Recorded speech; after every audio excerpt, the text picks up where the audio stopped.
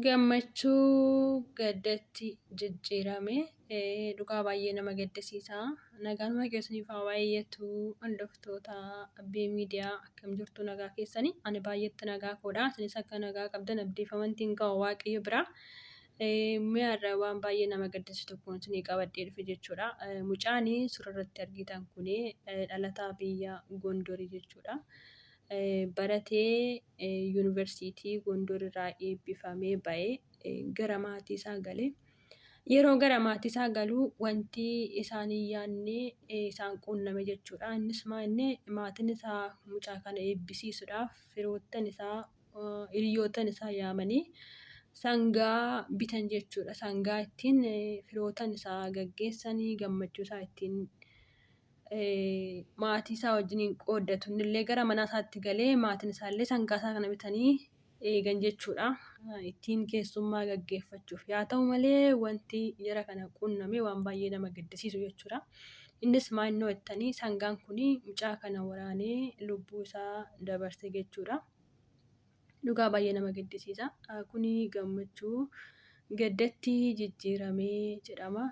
Maaliif jennaan maatiin kun kan inni isaan sangaa kana bitanii fi mucaa kana ittiin gammachuu isaa qeebaluu fi hiriyoottan isaa wajjin holloota isaanii wajjiniin garuu haa ta'u malee wanti isaan hin eegne jara kana quunname jechuudha.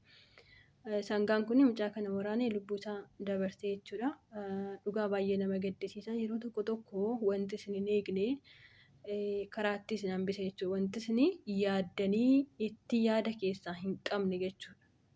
Egaa waa'ee du'aa namni gaafa dhalatudha kan inni du'u. Haa ta'u malee mucaan ol adeeman kun waggoota baay'ee itti dadhabee odoo bakka yaade hin ga'iin karaatti hafe jechuudha. Waaqayyo waan akkanaa kana isinirraa haa qabu. Osoo itti yaaddanii hin beekiin dadhabbiin keessan karaatti waaqayyo isinirraa hin hambisine dhugaa baay'ee nama gaddisiisa jechuudha. Wanti akka salphaatitti baratanii xumuranii yuunivarsiitii namoonni baay'een hin beektu jechuudha. Sanummoo inni ittiin eebbifamee ba'e injiinara. Injiinara jechuun immoo waggaa 5 waggaa 6dha kan inni fudhatu. Maatii isaa agatta nageenyi isaan itti dadhabanii innillee agama akka kana ol adeeman kun dadhabee dadhabbii isaa osoo ijaan hin argine egaa fedhii waaqayyoo raawwate jechuudha. Yeroo tokko tokko kan waaqayyoo jedhetu ta'a malee yeroo hundumaayyuu jechuudha. Kan waaqayyoo jedhetu ta'a malee kan namni jedhu gonkumaayyuu hin ta'u jechuudha. Homaa gochuu hin danda'an maatiin isaatiinis mucaan kun akkasitti karaatti hafe jechuudha. Iddoo bakka kaayyoo isaa hin geenye osoo bakka hiriyoota isaa hin geenye osoo hojii ittiin eebbifame sana guyyaa tokkollee haa ta'u ijaan hin argine lubbuun isaa addunyaa kanarraa darbe jechuudha. Ol adeeman qaxaleen kun karaatti hafe. Yeroo baay'ee dhugaa dubbachuuf namoonni abdii boruutiif ta'a jedhanii eeggatanii bara keenya kana keessa yeroo karaatti hafan argitu jechuudha. Kun immoo kan hojjetu dhugaa seexanadha. Wanta akkanaa kun waan seexanaati. Maaliif jettanii sangaan kun yookaan tariitiin beekamu alaa bitamee dhufe yookaan immoo kan manaati. Waan xiqqoon mucaa kana lubbuu isaa dabarsite jechuudha. Darbe jechuudha mucaan kun lubbuun isaa. Wanti namni hin eegamne akkasitti nama quunnama. Waaqayyoo gaddan taa'e mana keessanitti fidini xaaranii dadhabanii waan xiqqoo iddaa afaan nama geessee yoo duubatti deebi'u baay'ee nama gaddisiisa. Egaa waaqayyo firoota isaatiif haadha isaa abbaa isaa ollaa isaa jajjabina haa kennu. Yuunivarsiitii waggaa meeqa baratanii akka keessaa ba'an namoonni baay'een keessan hin beektu. Egaa wanti godhan humtuuyyuu hin jiru. Yuunivarsiitii keessatti dhugaa elementaariidhaa baratanii wantoota baay'eedha kan nama qunnamu keessattuu maatii ofirraallee fagaatanii yuunivarsiitii galuun dhiiras ta'e dubartiis ta'e waan baay'ee keessa darbu jechuudha. Egaa isa kana wanti godhamtullee hin jiru. Waan waaqayyoo fide homaa gochuu hin danda'amu. Asirraa waan tokko wanti nuti barumsaa fudhannu yoo jiraate akka baadiyyaattis ta'e akka magaalaattis ta'e yeroo tokko tokko looni hinuma nama nyaatonillee nan beeka garuu akka naannoo keenyatti ግን lubbuu namaa akka baasan dhaga'ee hin beeku. Sooshaal miidiyaa kanarratti har'a dhaga'uu kiyya jechuudha dhugaa dubbachuuf har'a dhaga'ee lubbuu namaa hin baasuu hin beeku. Geenna ilaa akka carraa ta'e yoo bakka malee nama waraanaan inuma lubbuun namaa ba'a.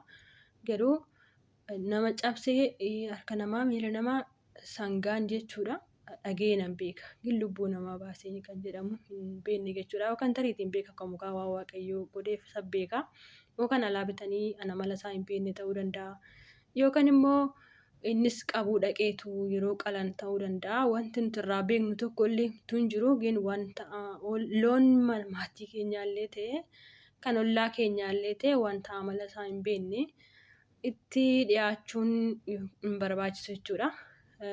Nuyillee garuu yaa baadiyyaattidha kan guddannee waa'ee loonii hundi keenyaayyuu hin beekna. Garuu dhugaa dubbachuuf ana baay'ee na dhibe jechuudha.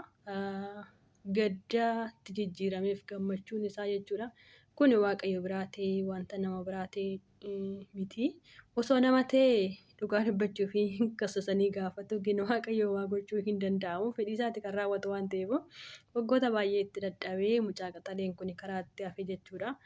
Odoo humna isaa hin argine oduu dadhabbii isaa hin argine akkasittiin karaa itti hafee sooshaal miidiyaa kanarraa deddeemaa zorzooraa jira. Har'uma arginaan sagalee irratti isiniif waraabee yeroo baay'ee kan ta'uu danda'u nu fedhii keenya osoo hin taane fedhii waaqayyooti jechuudha. Dhuguma namni waan baay'ee yaadaa waan baay'ee karoorsaa guddinni isaa baay'eedha.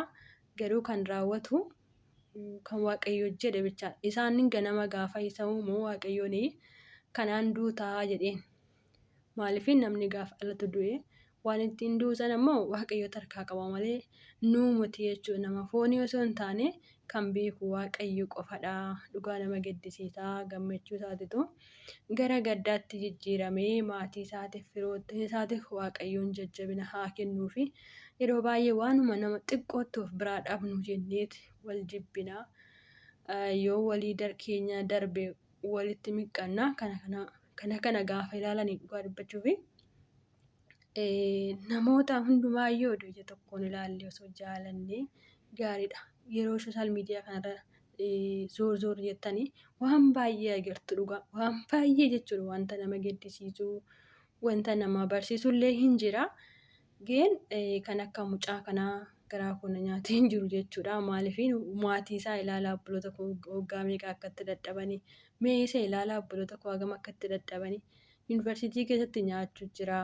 Osoo nyaatiin buluu jira. Akkasumallee immoo jechuudha hirriiba malee baratu qormaanni waan baay'ee jira jechuudha. Egaa kun waan jireenya addunyaa biyya lafaa kana biyyi lafaa yeroo ishiin nama gammachiiftus hin beekanii yeroo ishiin nama gaddisiistus hin beekanii waanuma akkanaa kanaan lubbuu namaa darba jechuudha. Osoo hin beekiin osoo ittiin yaadiin wanti akkanaa kun yeroo baay'ee hin baay'ata. Egaa waaqayyo waan akkanaa kana mana keessaniif fidinii firoottan keessanitti fidinii jechuun jaaladhaa. Guyyaan har'aa kanaa kanuma isin qabadhee dhufe amma guyyaa waan biraatiin walitti deebinutti immoo eebbifamaa isiniin jechuun jaaladha.